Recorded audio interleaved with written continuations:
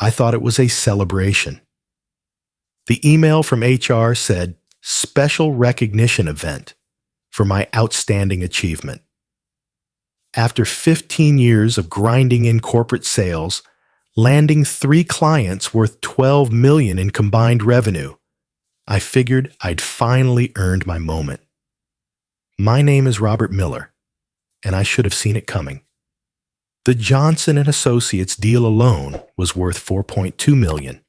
Meridian Tech brought in $3.8. And Pinnacle Solutions? $5 million over 3 years. In any other company, that would mean promotion, corner office, maybe even equity. But as I sat in my Honda Civic outside Chez Laurent, watching my colleagues file into the upscale restaurant, something felt wrong. My phone buzzed. Patricia, my wife of 18 years. Running late again? Just pulled up. Should be home by 9. Sarah's been asking where Daddy is. She drew you a picture. I closed my eyes. My 8-year-old daughter had been asleep more nights than awake when I finally made it home. The Johnson deal had me working until 2 a.m. for 6 straight weeks. I'd missed her soccer game, her school play, even tucked her in exactly 3 times this month. Tell her Daddy's going to make it up to her. This promotion should mean more time at home. But even as I said it, doubt crept in. Michael Thompson, the 28-year-old golden boy, had been unusually friendly lately. Too friendly. And my boss, Thomas Wilson, who used to stop by my cubicle for casual chats, hadn't spoken to me in 2 weeks. The hostess led me to a private dining room where my entire team was gathered. 23 people, including Wilson, VP Sarah Chen, and even some executives I'd never met. The setup was impressive. White tablecloths, real flowers, an open bar. This had to cost the company $5,000 minimum. "Robert," Wilson's voice boomed across the room. "The man of the hour." But his smile didn't reach his eyes. I grabbed a beer and mingled, accepting congratulations that felt increasingly hollow. My colleague, Jennifer Martinez, who'd been laid off 3 months ago, had warned me about these kinds of parties. "When they spend money to celebrate you," she'd said over coffee, "start polishing your resume." I'd laughed it off then. Now, watching Wilson whisper with Chen in the corner, Jennifer's words echoed in my head. The worst part? I'd discovered a critical weakness in our competitor's proposal during the Johnson negotiations. Their security protocols had a massive blind spot that could cost them millions. I could have used that information to steal more of their clients, but I'd kept it to myself, planning to share it with Wilson after the Johnson deal closed. Maybe that was my mistake. Maybe loyalty was just another word for stupidity in corporate America. During the salad course, my phone buzzed with a text from an unknown number. "Enjoy your last supper."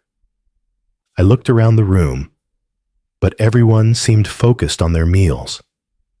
Probably some kid with the wrong number, but it sent a chill down my spine anyway. Have you ever felt like a chess piece, moved around a board by players you can't see? That's exactly how I felt as Wilson stood up, tapping his wine glass with a fork. "Ladies and gentlemen, we're here tonight to recognize someone truly special." Wilson's speech was everything I'd hoped for. He talked about my unwavering dedication, my exceptional results, and my 15 years of loyal service. He mentioned each client by name, the revenue figures, the competitive landscape I'd navigated to secure those deals. But something was off. The applause felt forced. Sarah Chen kept checking her watch. And Michael Thompson, sitting directly across from me, couldn't stop grinning. The first real warning sign came during dessert. My phone rang. My elderly mother, Eleanor, calling from Milwaukee. Robert, honey, I saw something strange on LinkedIn. Mom, I'm at a work dinner. Can this wait? Someone congratulated me on your career transition. What does that mean? My blood turned to ice. I'll call you back, Mom. I excused myself and headed to the bathroom, pulling out my phone to check LinkedIn. Nothing unusual in my notifications, but when I searched my name, a recruiter's post popped up. Heard through the grapevine that Robert Miller might be available soon. Great sales leader if anyone's hiring. Posted 2 hours ago. How could anyone know I was available when I didn't even know it myself? I splashed cold water on my face and stared at my reflection. 52 years old, gray hair creeping in at the temples, worry lines that hadn't been there 5 years ago. I'd given this company everything. Missed birthdays, anniversaries, family vacations. I'd turned down offers from competitors because Wilson always promised that big promotion was coming. When I returned to the dining room, dessert plates were being cleared. Wilson was back on his feet, but this time, Sarah Chen stood beside him. Before we wrap up this wonderful evening, Wilson began, Sarah has an important announcement about the future direction of our team. Chen stepped forward, her expression businesslike, cold. This woman had mentored me for 3 years, helped me navigate office politics, even attended Sarah's birthday party last year. As you all know, our industry is evolving rapidly. To stay competitive, we need to restructure our sales organization. The room went silent. 23 people holding their breath. Effective immediately, we're consolidating territories and streamlining our client management approach. Unfortunately, this means eliminating some positions. My hands started trembling. The beer in front of me might as well have been poison. Robert has been an incredible asset to this organization. His recent successes with Johnson & Associates, Meridian Tech, and Pinnacle Solutions demonstrate exactly the kind of results we value. She paused, making eye contact with me across the room, which is why this decision was so difficult. Due to budget constraints and organizational restructuring, we're eliminating Robert's position. The words hit like a physical blow. 15 years, 3 major deals, $12 million in revenue, and they were firing me at a party they'd thrown in my honor. But here's the thing about being betrayed. After the initial shock, clarity sets in.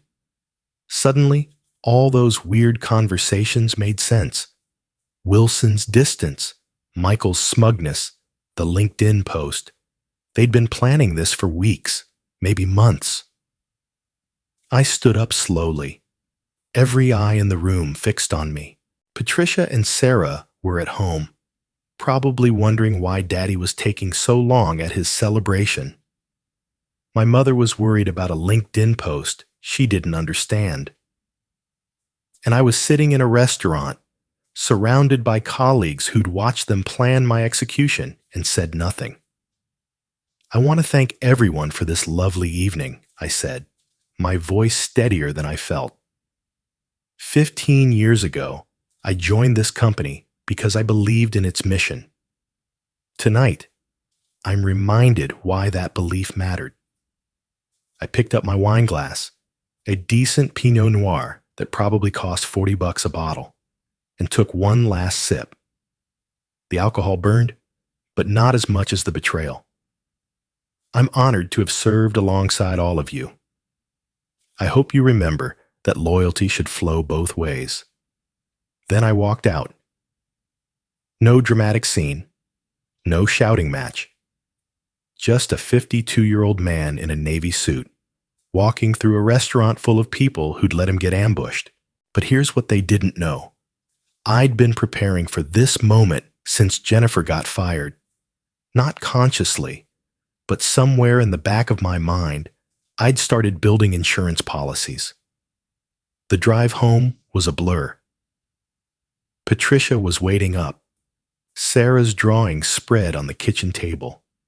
A crayon masterpiece showing our family at the beach. Daddy's home, written in purple letters across the top. "How was the party?" Patricia asked, studying my face. Different than expected. I sat down at the table, picking up Sarah's drawing. "I might be home more often now." "Robert, what happened?" Before I could answer, my phone started buzzing. Text messages, missed calls, LinkedIn notifications. Word was spreading fast. In the corporate world, news of a firing travels faster than news of a promotion. But as I scrolled through the messages, I started making calls of my own.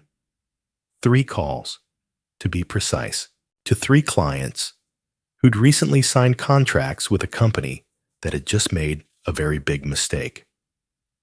Johnson & Associates answered on the first ring. "Mr. Johnson, it's Robert Miller. I hope I'm not calling too late, but I wanted to personally thank you for your business and let you know about some changes at my company." By morning, everything had changed. When Sarah Chen arrived at the office at 7:30 a.m., she found 17 missed calls on her desk phone and 43 unread emails in her inbox. The first email was from Johnson & Associates' legal department, formally requesting contract termination due to material changes in account management structure. The second was from Meridian Tech, expressing serious concerns about continuity of service. The third was from Pinnacle Solutions, demanding an emergency meeting to reassess our partnership. By 9 a.m., all 3 clients had terminated their contracts. $12 million in revenue, gone overnight. The same deals that had supposedly made me so valuable they threw a party, then so expendable they fired me at that party. But that was just the beginning. See, what Chen and Wilson didn't realize was that I'd been the one maintaining the custom database integration for Johnson & Associates. I'd personally coded the inventory management protocols for Meridian Tech, and I'd spent 6 months building the specialized reporting dashboard that Pinnacle Solutions required for regulatory compliance. When I walked out of Chez Laurent, I took 15 years of institutional knowledge with me. Every workaround for the company's outdated CRM system. Every personal relationship with client decision makers. Every process improvement I'd developed to keep our dysfunctional operation running smoothly. Michael Thompson might have my business cards now, but good luck explaining to Johnson & Associates why their integration suddenly stopped working. Good luck telling Meridian Tech why their inventory reports are returning error messages. Good luck rebuilding relationships with clients who trusted Robert Miller, not his company. The best part? It was all perfectly legal. I hadn't stolen any data or violated any non-compete agreements. I'd simply stopped providing the extra effort that had been keeping things together. Wilson called my personal phone at 10:15 a.m. "Robert, we need to talk. There's been a misunderstanding." "No misunderstanding, Tom. I understood perfectly. You threw me a party to fire me. Very classy. The clients are upset. Maybe we can work something out." "I'm sure Michael can handle it. He's been eager to prove himself." By lunch, the story had leaked to industry publications. Major sales executive terminated at own honor dinner made the rounds on LinkedIn and Twitter. Suddenly, I was getting calls from competitors who'd been trying to recruit me for years. But the real satisfaction came at 2 p.m. when Chen called. "Robert, I know you're angry, but we need your help with the transition." My transition was handled very efficiently last night. I'm sure you can handle yours just as well. The clients won't work with anyone else. They're threatening to sue for breach of contract. That's unfortunate. Maybe you should have considered that before restructuring my position out of existence." The silence stretched for 10 seconds. "We're prepared to offer you a different role. Senior VP, 40% salary increase, equity package." "Sarah, do you remember what you told me 3 years ago when I asked about the Richardson account? You said that companies get the treatment they earn. Last night, you showed me exactly what I earned after 15 years of loyalty." I hung up. Have you ever wondered what happens when someone finally stops being the person who fixes everything? When the employee who worked weekends and missed family dinners and coded custom solutions just stops. That's what Chen and Wilson were about to find out. Because this wasn't just about 3 clients. This was about a company that had built its entire operation around exploiting people like me. Dedicated employees who'd sacrifice anything for the team, right up until the team decided to sacrifice them. But I'd learned something important from Jennifer Martinez's firing 3 months ago. The company's favorite trick was to wait until someone delivered major results, then eliminate their position to restructure those results onto someone younger and cheaper. They'd done it to Jennifer after she landed the Morrison account. They'd done it to David Chen, no relation to Sarah, after he secured the Westfield contract. And now, they were doing it to me. The difference was, I'd been paying attention. So when my phone rang again at 4 p.m., Wilson's number, I let it go to voicemail. When Chen texted asking for an emergency meeting, I deleted it. When Michael Thompson sent a LinkedIn message asking for transition assistance, I marked it as spam. Instead, I did something they'd never expect from loyal, reliable Robert Miller. I started planning their complete destruction. And by tomorrow morning, that plan would be in motion. The first domino fell at 8:47 a.m. on Tuesday. Sales executive fired at own honor party as 12 mail-order clerks and clients vanish overnight. That was the headline Jennifer Martinez sent me from Industry Insider magazine. The article was already spreading across LinkedIn like wildfire, and my phone hadn't stopped buzzing since dawn.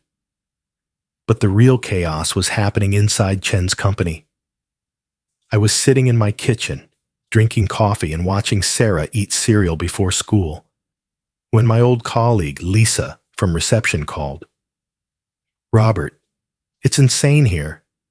There are reporters in the lobby. The board called an emergency meeting, and Sarah Chen locked herself in the conference room with 3 lawyers. Sarah, my daughter Sarah, looked up from her Lucky Charms. "Daddy, why is your old company on TV?" I glanced at the kitchen television, where the local business news was running a segment about corporate governance failures in the consulting sector. They'd used my LinkedIn photo in the corner graphic. Sometimes when grown-ups don't treat each other nicely at work, it becomes news, sweetheart. But it was more than just news. Johnson & Associates hadn't just terminated their contract. They'd gone public with allegations of overcharging. Their CFO, Marcus Webb, had given a statement claiming my former company had been billing for premium services while delivering junior-level support.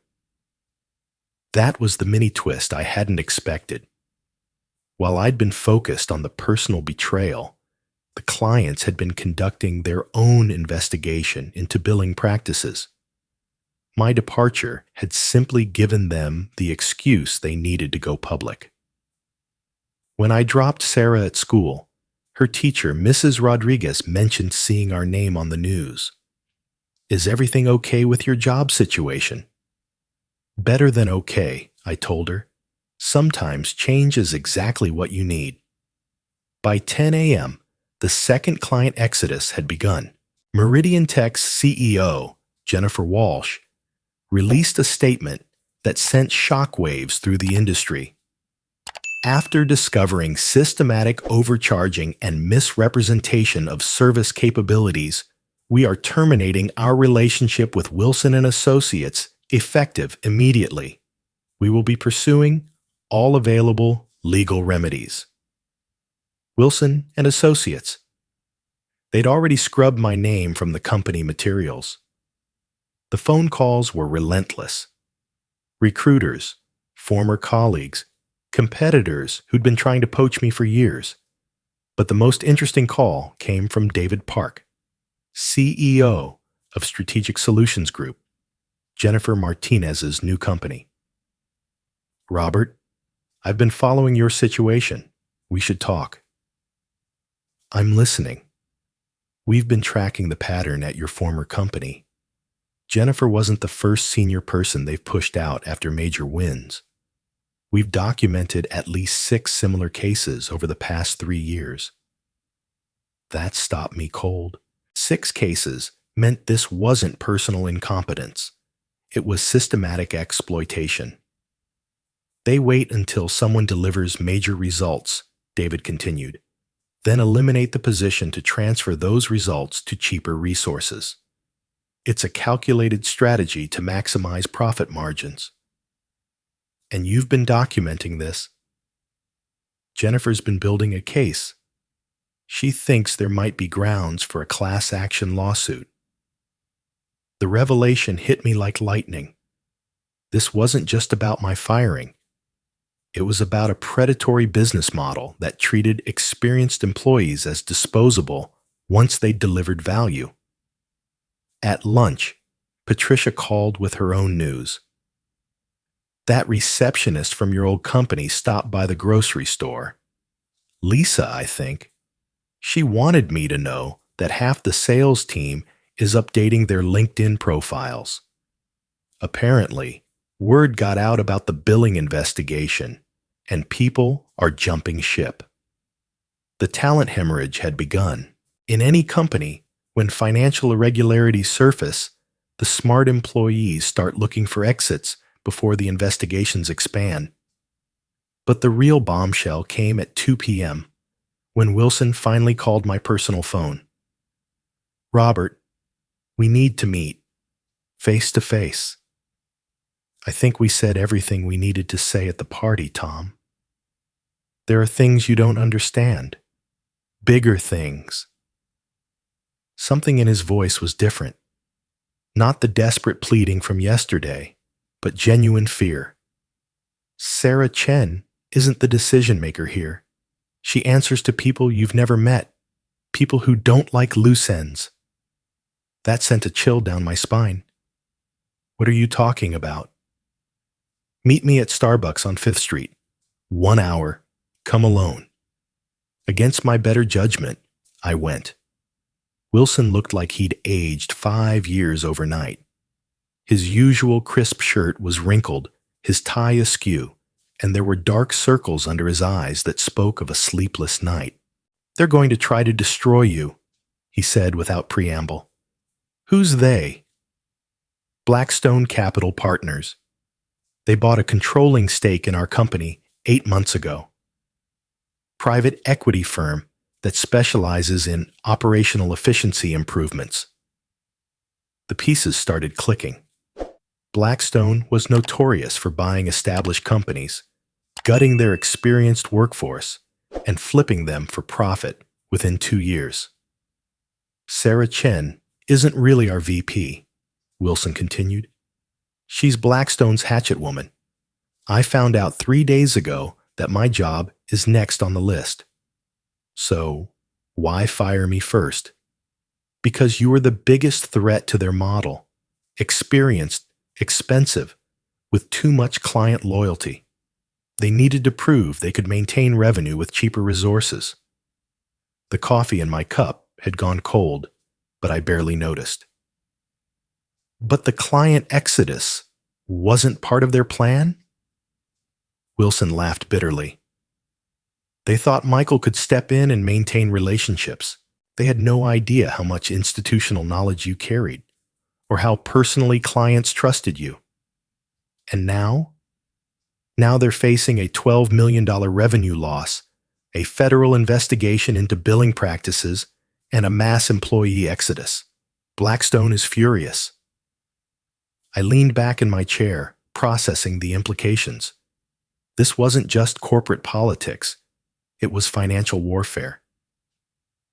They're going to claim you sabotaged the client relationships in violation of your employment agreement, Wilson warned. They've already hired a law firm to build a case. I didn't steal any data or violate any contracts. Doesn't matter. They'll argue that your coordinated client outreach constituted interference with business relationships. Even if they can't win, they can make your life hell with legal fees and reputation damage. The conversation was interrupted by Wilson's phone buzzing. He glanced at the screen and went pale. I have to go. Emergency board meeting. Robert, be careful. These people don't play by normal rules. He left me sitting in Starbucks, staring at the remains of my coffee and contemplating the fact that I'd apparently declared war on a private equity firm without realizing it. That evening, I sat Patricia down and explained the full situation. Her reaction was exactly what I expected. Robert, these people could ruin us financially. Maybe you should consider their offer to come back and reward them for treating employees like disposable assets. I'm scared, she admitted. What if they go after our house, our savings, Sarah's college fund? I understood her fear. Going up against Blackstone Capital wasn't like feuding with a local company. These were people who bought and sold businesses like trading cards. But as I tucked Sarah into bed that night, I thought about the world I was leaving her. A world where loyalty meant nothing, where experience was punished instead of rewarded, where companies could exploit dedicated employees and discard them at will. Daddy, are you in trouble at work? No, sweetheart. Daddy's fighting to make work better for everyone. Like a superhero? Something like that. The next morning brought the news I'd been expecting. The Securities and Exchange Commission announced a formal investigation into potential irregularities in client billing and revenue recognition at Wilson & Associates. Within hours, the company's stock price dropped 30%. But the real satisfaction came when Jennifer Martinez called with an update. Robert, you need to see this. David Park got a call from the Johnson & Associates legal team. Apparently, they've been documenting billing discrepancies for months, just waiting for the right moment to act. What kind of discrepancies? Charging for senior consultant time while assigning junior associates. Billing for custom software development that was actually purchased off the shelf. Inflating project scope to justify higher fees. The scope was staggering. Johnson & Associates alone was claiming $3 million in overcharges across 18 months. But here's the best part, Jennifer continued. Marcus Webb wants to hire you as a consultant to help with their case against Wilson & Associates. They need someone who understands the company's internal operations. The irony was perfect. The client I'd landed was now offering to pay me to help destroy the company that had fired me. By noon, Pinnacle Solutions had joined the party. Their legal team announced they were conducting a comprehensive audit of all services provided and exploring remedies for potential overcharging. 3 clients, 3 separate investigations, and growing media attention that was starting to attract regulatory scrutiny across the entire industry. Wilson called again at 3 p.m. Robert, Chen wants to meet with you tonight. She says they're prepared to make a deal. What kind of deal? Senior VP position, 200,000 salary, equity package, and a guarantee that your position won't be eliminated for 5 years. It was more money than I'd ever made, with security I'd never had. The kind of offer that could set my family up for life. There's a catch, isn't there? You'd have to sign a comprehensive settlement agreement. No cooperation with client lawsuits, no media interviews, no disparagement of the company. They want to buy my silence. They want to make this go away before Blackstone decides to cut their losses and shut down the whole operation. I thought about Patricia's fears, about Sarah's college fund, about the financial security that offer represented. Then I thought about Jennifer Martinez, David Chen, and the 6 other employees who'd been discarded after delivering major wins. Tell Chen I'll meet with her. But not at the office, somewhere public. Where? The same restaurant where they fired me. Seems appropriate. The meeting was set for 7 p.m. at Chez Laurent. The same private dining room where they'd humiliated me 3 days ago would now host their surrender. But I had no intention of accepting their offer. Instead, I spent the afternoon making different plans. Plans that would ensure this pattern never happened again, not just at Wilson & Associates, but across the entire industry. When I arrived at Chez Laurent, Chen was already waiting. Same white tablecloth, same expensive wine list, but this time she was alone. No Wilson, no executives, no celebration. Robert, thank you for coming. She looked exhausted. The confident VP who'd fired me had been replaced by someone who clearly understood the magnitude of what was unfolding. Sarah, let's skip the pleasantries. What's your offer? She slid a folder across the table. 200,000 base salary, 40,000 signing bonus, equity package worth potentially another 100,000, and a 5-year employment guarantee. I didn't open the folder. Plus the settlement agreement Wilson mentioned? Standard confidentiality provisions, nothing unusual. Except it would prevent me from helping the clients you've been overcharging for years. Her composure cracked slightly. Those allegations are being investigated. Nothing's been proven. Sarah, I've seen the internal billing records. I helped create some of those invoices. We both know what's going to come out in discovery. The silence stretched between us. Outside, downtown traffic hummed past. People heading home to families who weren't dealing with federal investigations and private equity overlords. What do you want, Robert? I want you to understand something. This isn't about money or revenge or even justice. This is about changing a system that treats people as disposable. I pulled out my phone and showed her a news article that had broken an hour ago. Strategic Solutions Group just announced they're hiring 12 experienced consultants from companies that have undergone recent workforce restructuring. Jennifer Martinez gave an interview about creating a workplace that values experience and loyalty. Chen read the article, her face growing paler with each paragraph. 6 of your current employees have already applied, including Michael Thompson. That got her attention. But here's what's really going to happen, I continued. Tomorrow morning, I'm meeting with the legal teams from all 3 clients, not as a defendant, but as a consultant helping them understand your company's internal operations. That would violate your employment agreement. Which agreement? The one you terminated when you fired me? She realized the trap. By eliminating my position, they'd released me from all contractual obligations except basic confidentiality, which didn't cover helping clients understand billing practices I'd witnessed firsthand. After that, I'm testifying before the SEC investigation panel. Then I'm meeting with the Department of Labor about systematic age discrimination in private equity buyouts.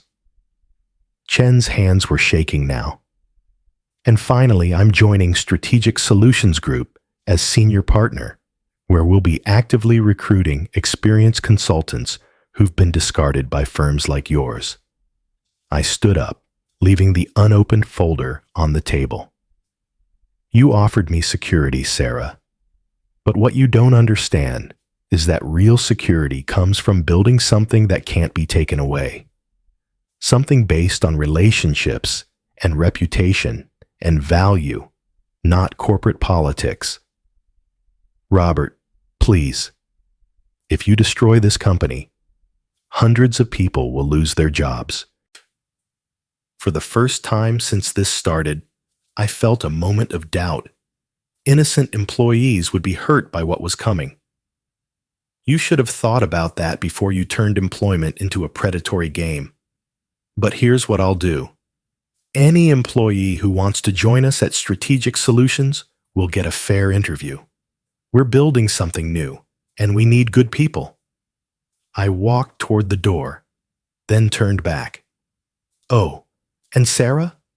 That wine you ordered, it's the same Pinot Noir from my honor dinner. I hope it tastes better when you're drinking it alone. The next morning, everything changed. Johnson & Associates held a press conference announcing their lawsuit against Wilson & Associates with estimated damages of $12 million. Marcus Webb stood at the podium with their legal team, systematically dismantling every aspect of the company's billing practices. But the real bombshell came when Webb announced that Robert Miller had been retained as a consulting expert to help other companies identify similar billing irregularities in their vendor relationships. By lunch, I had calls from 8 other Blackstone Capital portfolio companies, all requesting billing practice audits. Word was spreading that there was a consultant who understood how private equity firms manipulated client relationships to maximize short-term profits. Patricia watched the press conference from our kitchen, Sarah playing with her tablets beside her. "So, this is really happening?" she asked. "This is really happening." "And we're going to be okay?" I showed her the consulting agreement David Park had sent over. Strategic Solutions Group wasn't just hiring me. They were making me a founding partner with equity stake and profit sharing. We're going to be better than okay. We're going to be proud. Sarah looked up from her coloring. "Daddy, are you famous now?" "Not famous, sweetheart. Just doing the right thing." But the best moment came that afternoon, when my mother called from Milwaukee. "Robert, I just saw you on the business news. They called you a corporate whistleblower changing industry practices. How do you feel about that, Mom?" "I feel like your father would be proud. He always said the measure of a man isn't how much he can take, but how much he's willing to give up to do what's right." That evening, as I helped Sarah with her homework, she asked me about work again. "Daddy, why did your old company treat you badly?" Sometimes people make mistakes when they forget that business is really about relationships and trust, not just money. "Are you sad?" "No, sweetheart. I'm grateful. Sometimes bad things happen so good things can begin." 6 months later, Strategic Solutions Group had grown to 47 employees, 32 of whom were experienced consultants who'd been pushed out by private equity buyouts. We'd helped 17 companies identify and recover overcharges from consulting firms, totaling $43 million. Wilson & Associates had been sold to a competitor for a fraction of its previous value. Chen had resigned and was working for a nonprofit focused on corporate ethics. Even Wilson had found a new job. Ironically, at Strategic Solutions Group, where his experience with private equity tactics made him valuable in helping other companies resist similar buyouts. The investigation into Blackstone Capital's practices had expanded to cover 12 companies across 6 states. The Department of Labor was drafting new regulations about age discrimination in private equity transactions. But the moment that meant the most came on a Tuesday evening in October. I was home by 5:30, helping Sarah with a school project about heroes. Daddy, what makes someone a hero? Heroes are people who stand up for others, even when it's scary or difficult. Like you did? I wasn't trying to be a hero, sweetheart. I was just trying to do the right thing. She finished gluing pictures onto her poster board. Firefighters, police officers, doctors, teachers. In the corner, she'd drawn a picture of a man in a suit standing in front of a building. "Who's that?" I asked. "That's you, Daddy. You're my hero because you help people at work." That night, after Patricia and Sarah were asleep, I sat in my home office looking at the wall where I'd hung the newspaper clipping from that first article. Sales executive fired at own honor party as 12 Memelaharzers and clients vanish overnight. It seemed like a lifetime ago. My phone buzzed with a text from Jennifer Martinez. Saw the news about the new DOL regulations. Think we're actually changing things? I typed back, one company at a time. But the real answer came a few minutes later in an email from someone I'd never met. A senior engineer at a tech company in Seattle who'd read about our story. "Mr. Miller, my company just announced restructuring after our biggest product launch ever. The same pattern you described is happening here. Can you help?" I forwarded the email to David Park and Jennifer, then started drafting a response. Because this was never really about revenge or even justice. It was about proving that loyalty and experience and human decency still mattered in a world that increasingly treated people as spreadsheet entries. Each person we helped, each company we reformed, each predatory practice we exposed, they were all steps toward a future where my daughter wouldn't have to choose between professional success and basic human dignity. The phone rang. Another company, another story, another chance to prove that sometimes, when you do the right thing, the universe conspires to help you. I picked up the call and started listening to a familiar story about an honor party that turned into an execution. But this time, we were ready to fight back, and this time, we were going to win.